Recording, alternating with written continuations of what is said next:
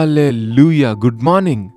இன்னொரு விசேஷமான நேரம் நம் ஆண்டவர் நமக்கு கொடுத்திருக்கிறார். இந்த டிசம்பர் மாதத்துல முன்னுக்கு போகையில எத்தனையோ விபத்துகளும் காரியங்களும் மாற்றங்களும் வலியும் வேதனையும் பிரச்சனைகளும் போராட்டங்களும் இயற்கை பேரிடர்களும் நஷ்டங்களும் கஷ்டங்களும் வந்து கொண்டுதான் இருக்கிறது. இது எல்லாவற்றின் நடுவுலையும் அவரை நம்புறவங்களுக்கு, ஆண்டவரை நம்புறவங்களுக்கு ஒரு நிச்சயம் இருக்கிறது. அது என்னன்னா, கர்த்தர் நமக்கு துணையா இருக்கிறார். கர்த்தர் நம்மில் இரக்கம் வைப்பார், நம்மை மீண்டும் எழுப்புவார், நம் இழந்து போனதை மீண்டும் தருவார் என்கிற நம்பிக்கை இருக்கிறதுனால நீ என்னை நோக்கி கூப்பிடு, நான் உனக்கு பதில் கொடுப்பேன் என்று சொன்னார். வாங்க கூப்பிடுவோம். இப்படிப்பட்ட நேரங்கள்ல நமக்காக பரலோகத்தை விட்டு வந்த நம் ஆண்டவரை ஞாபகப்படுத்திக் கொள்ளுவோம். ஜெபிப்போம். பரிசுத்தரே, உமக்கு நன்றி ஆண்டவரே, இன்னொரு முறை உம்முடைய சந்நிதிக்கு வந்திருக்கிறோம். இந்த காலை நேரத்தில் எங்களோடு பேச வேண்டும் என்று கிறிஸ்துவின் நாமத்தில் கேட்கிறோம் பிதாவே, ஆமென். தேவனுக்கு ஸ்தோத்திரம். ஒரு பக்கம் டிசம்பர்னு சொன்னாலே ஆண்டவருடைய பிறப்பு, நியூ இயர் ப்ரிப்பரேஷன்ஸ் மற்றும் அடாவடி அட்டகாசங்கள், ஆர்ப்பாட்டங்கள். சில வெளிநாடுகளில் பார்த்தோம்னா இந்த மாதம் முழுவதும் ரொம்ப ஃபெஸ்டிவல் சீசனாக நிறைய ஆர்ப்பாட்டங்கள் பண்ணுவாங்க. சிலர் ஸ்பிரிச்சுவலாகவும், மற்றவங்க சாதாரணமாக உலக ரீதியாக வியாபாரங்களுக்கு இது நல்ல நேரம் என்பது போல எத்தனையோ பேர் எத்தனையோ விதமாக போராடுறாங்க. ஆனால் நமக்கு ஒரு நம்பிக்கை இருக்கு. என்னன்னா, நமக்காக இயேசு கிறிஸ்து இந்த உலகத்திற்கு வந்தார் என்ற விஷயத்தை இந்த வருஷ கடைசியில ஞாபகப்படுத்திக் கொள்வதற்கும் நமக்கு துணையா இருப்பேன் என்று சொன்ன ஆண்டவர் நமக்கு இருக்கிறார்னு நினைவுல வைக்கணும். மரியாளை குறித்து அன்றைக்கு நாம தெரிஞ்சுக்கிட்டோம். மரியாள் ஒரு கன்னிகையாக இருந்தபோது தேவன் அந்த சின்ன கிராமத்தில் இருந்த மரியாளை தெரிந்து கொண்டு தன் கர்ப்பத்தை தெரிந்து கொண்டு உலக இரட்சகரை இந்த உலகத்துக்கு அனுப்புவதற்கு தேவனுடைய திட்டத்தில் ஏற்பாடு செய்தார். மரியாள் ஒரு கன்னிகை, எந்த புருஷனையும் அறியாதவள், எந்த புருஷனையும் தொடாதவள், நிச்சயிக்கப்பட்டிருந்தது. ஆனால் எந்தவித சம்பந்தமும் அவர்களுக்கு இல்லை என்று வசனம் நமக்கு தெளிவாக சொல்லுகிறது. சரி, யோசேப்புக்கு நிச்சயிக்கப்பட்டிருந்தாங்க. யோசேப்பு என்ற பெயர் ரொம்ப நல்ல பெயருங்க பைபிள்ல. ஆனால் இன்றைக்கு அநேகர் யோசேப்புன்னு பேர் வச்சுட்டு குடிக்காரங்களா, விபச்சாரக்காரங்களா, கீழ்ப்படியாதவர்களா, அவிசுவாசிகளா இருக்கிறாங்க. ரொம்ப வேதனையான விஷயம். அங்கே பழைய ஏற்பாட்டில யோசேப்பை பார்த்தால் பாவத்தை விட்டு ஓடினவனாக இருக்கிறான். புதிய ஏற்பாட்டில இந்த யோசேப்பு, இன்னும் நிறைய யோசேப்பு இருக்காங்க, அவளை இன்னொரு நாள் தியானிப்போம். இந்த யோசேப்பை குறித்து பார்த்தோமானால், மரியாளுக்கு நிச்சயிக்கப்பட்டிருந்த யோசேப்பு நீதிமானா இருக்கிறார், தேவ பயம் உள்ளவரா இருக்கிறார், பரிசுத்தம் உள்ளவரா இருக்கிறார், இச்சையடக்கம் உள்ளவரா இருக்கிறார், ஜெபிப்பவர் என்பதையும் கூட பார்க்கிறோம். தேவன் பயன்படுத்துவதற்கு யாரை வேண்டுமானாலும் பயன்படுத்துவார். ஆனால் சுத்த இருதயம் இல்லாவிட்டால், உடைந்த இருதயம் இல்லாவிட்டால், அவர் வார்த்தையை கேட்டு நடுங்காவிட்டால், அவருக்கு கீழ்ப்படியாவிட்டால் அவர் எப்படி பயன்படுத்துவார்?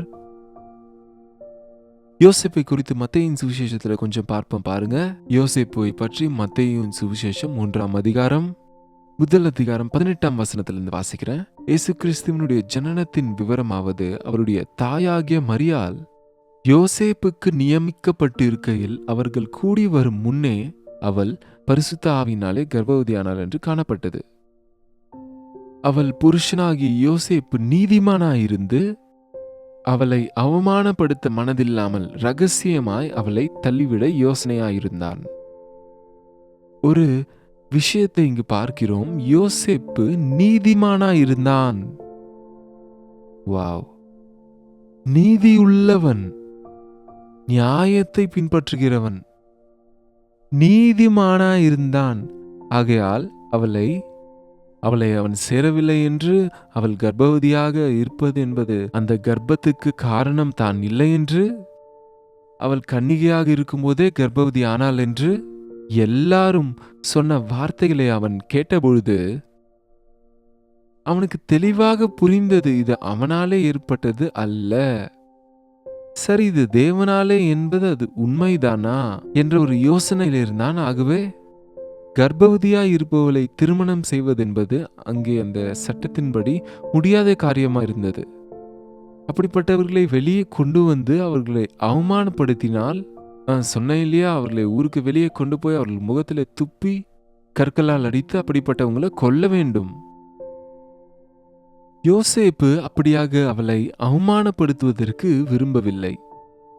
பாருங்க, இன்றைக்கு மனிதர்கள் யாரையாவது அவமானப்படுத்துறதுல ரொம்ப சந்தோஷப்படுறாங்க இல்லையா? இன்னொருவரை அவமானப்படுத்தி வெட்கப்படுத்தி நான் ஏதோ சாதிச்சேன்னு நினைச்சு சந்தோஷப்படுறவங்க நீதிமான்னு சொல்றீங்களா? உங்க விஷயத்துல யாராவது அப்படி செஞ்சா நீங்க பொறுத்துப்பீங்களா? உங்களை யாராவது அவமானப்படுத்தும் போது அந்த வலி என்னன்னு உங்களுக்கு தெரியும் இல்லையா? அப்ப நீங்க ஏன் மற்றவங்களை அவமானப்படுத்துறீங்க? அதுவும் ஒரு விஷயம் தெளிவாக தெரியாத போது நாம ஏன் தீர்ப்பு தீர்க்கணும்? ஒரு நீதிமான் என்பவன் தேவனுடைய நீதியை பின்பற்றுகிறவனா இருக்கிறபடியால் மற்றவர்களை அவமானப்படுத்த ஆசைப்பட மாட்டான்.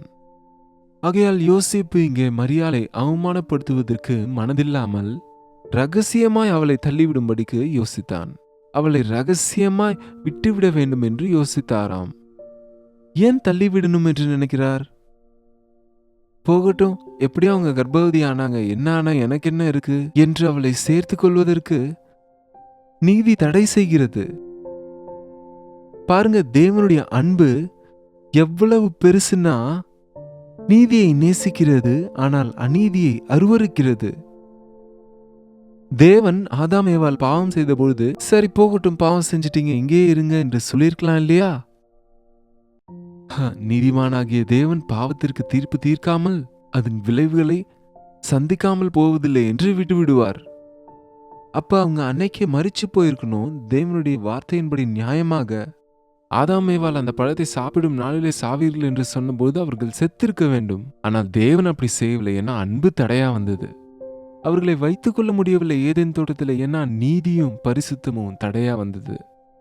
அந்த நீதியை உடைய யோசேப்பு அவள் கர்ப்பவதியான போது எதினாலே கர்ப்பவதியானாள் என்று தனக்கு தெரியாது என்று மௌனமாய் விட்டுவிட்டு அவளை சேர்த்துக் கொள்ளவும் இஷ்டப்படவில்லை.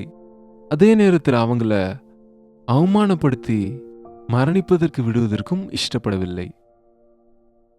இது ரெண்டுத்துக்கும் நடுவில் நொந்து போயிட்டாருங்க.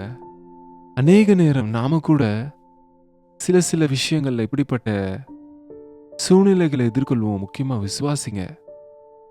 விசுவாசிகளாகிய நமக்கு விரோதமா யாராவது தீமை செஞ்சா நம்மளால தீமை செய்ய முடியாது.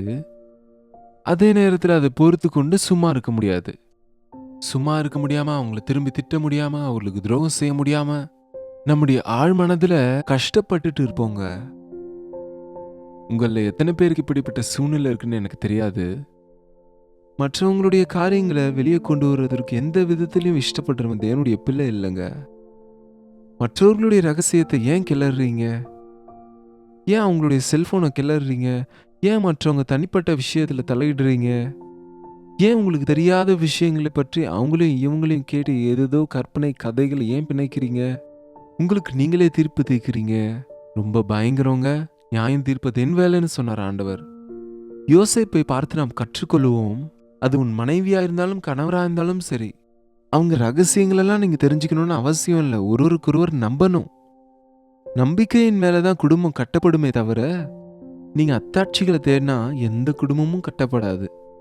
அநேகர் இன்றைக்கு திருமணமான பிறகு கூட திருமணத்திற்கு முன்பு வாழ்க்கையை பற்றி கிளறி கிளறி மீண்டும் அதை பேசி அதை மன்னிச்சிட்டேன்னு சொல்லிட்டு தான் இருப்பாங்க. ஆனா அந்த சூழ்நிலைங்க அவங்க வாழ்க்கையில அவர்கள் பலவீனமாக இருக்கும்போது சின்ன சின்ன பிரச்சனைகள் வரும்போது அவைகள் மலைகளாக மாறி குடும்பங்கள் பிரிவதற்கு கூட காரணமாகிறது.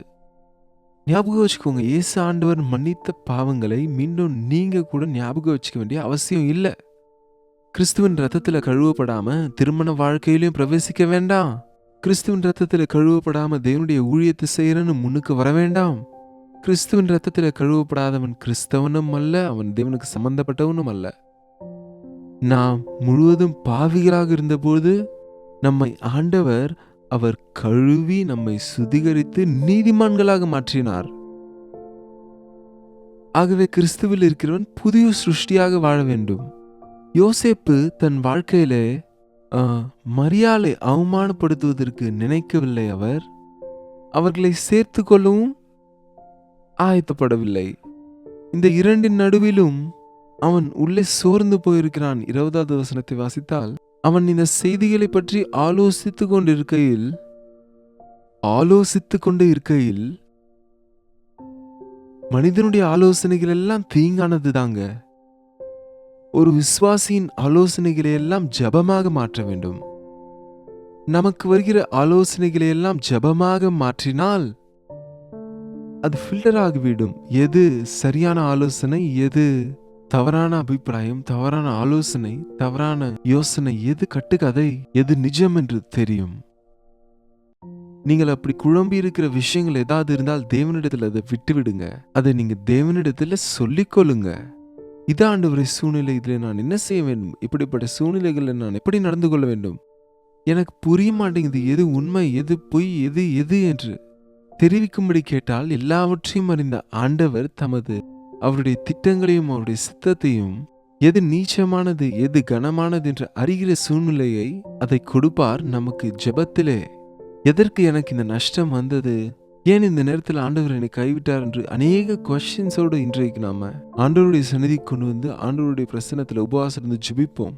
தேவனுடைய சந்நிதியில் உபவாசம் இருந்து ஜெபிப்போம்.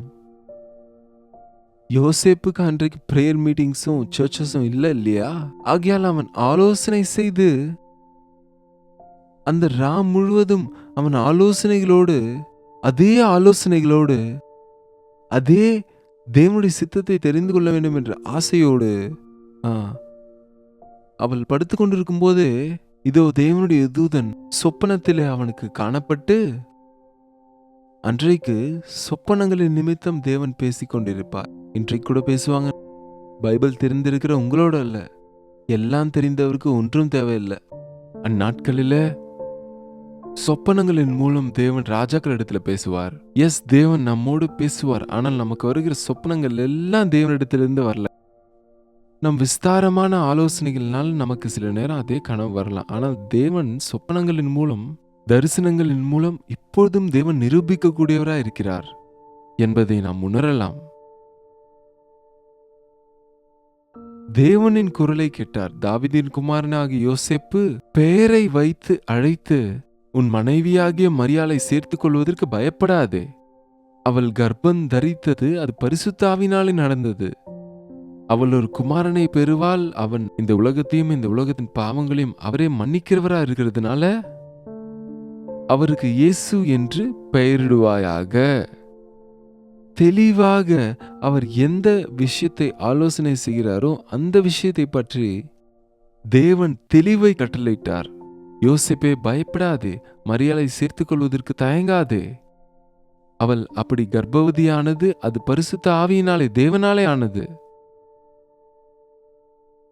செத்துப்போயிருந்த சாராளுடைய கர்ப்பத்தை திறந்த ஆண்டவர் நிறைவான முதிர் வயதிலே அங்கே எலிசபெத்தும் ஜக்கரியாவும் எலிசபெத்தினுடைய கர்ப்பத்திலே பாப்தீசம் கொடுத்த யோவானை பிறக்க வைத்த தேவன் புருஷனின் தேவையில்லாமல் ஒரு கன்னிகையின் கர்ப்பத்திலே